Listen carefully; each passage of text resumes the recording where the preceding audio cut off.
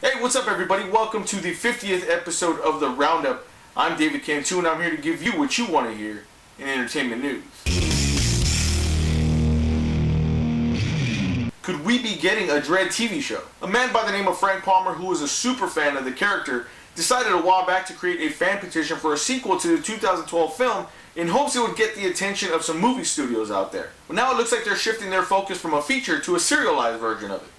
What? Come on, a TV series. And the best part about it is that they have the blessing and some promotion from 2000ADonline.com, which is the official site for Judge Dredd. Together they're urging fans of the futuristic lawman to sign and share the petition so they can start reaching out to Netflix, Amazon, HBO, and other TV and streaming providers. As of right now, they have about 136,000 signatures and counting.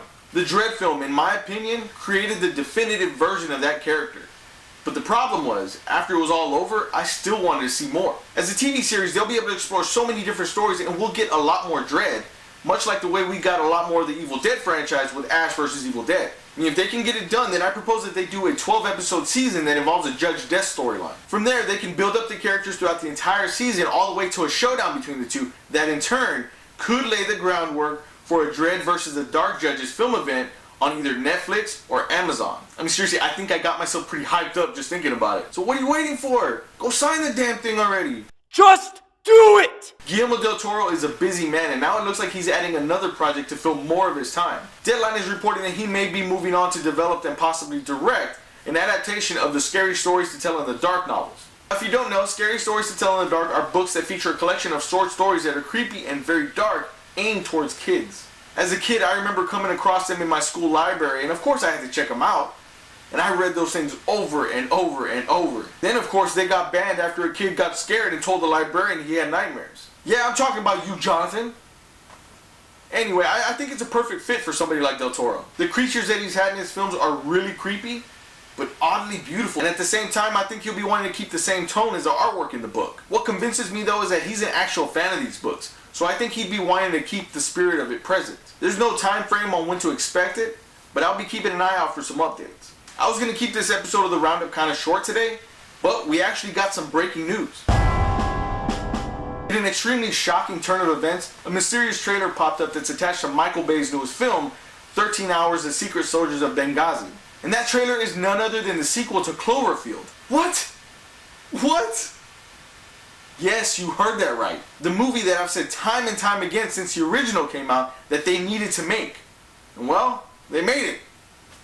In complete secrecy. I mean, seriously, I was already giving up on it. The trailer starts off by showing three people: John Goodman, Mary Elizabeth Winstead, and John Gallagher Jr. They're in what looks like to be a bomb shelter, and everything looks happy. They're playing games, they're doing puzzles, they're listening to music. Then everything starts to shake, and John Goodman flips out. Now, I can't tell what the context is of the situation, but my guess is that these are survivors of the original attack, and John Goodman takes them in and keeps them there. Now from there, it looks like things start to turn sour, and the girl makes a run for it and escapes. She's now in a section that separates the entrance to the bomb shelter and the door that leads outside. She looks outside the small window in the door, and she puts her hand over her mouth. And that's when the screen goes black, and you hear Goodman say, "Something's coming." Then the full title fades in, and it says 10 Cloverfield Lane. Cloverfield was a designation that the military gave the area where the main attack happened. My guess is that the bomb shelter is around that area, and the John Goodman character decided just to give it an address. I mean, this is insane. I am so damn excited for this. But the best part of all this is that the movie comes out in March. I can't wait. I cannot wait for this. Oh, okay. Alright, somebody needs to catch me. I think I'm gonna pass out. So, would you be excited for a Dredd TV show? How do you feel about Guillermo Del Toro adapting Scary Stories to Tell in the Dark? And what about 10 Cloverfield Lane? What are your thoughts on that? That's what I really want to know. Let me know in the comments below. Click on the Cloverfield monster to subscribe to this channel. Give us a thumbs up while you're there. And if you can, share this video with your friends. Thanks for watching another episode of The Roundup. We'll catch you next time. Calm down.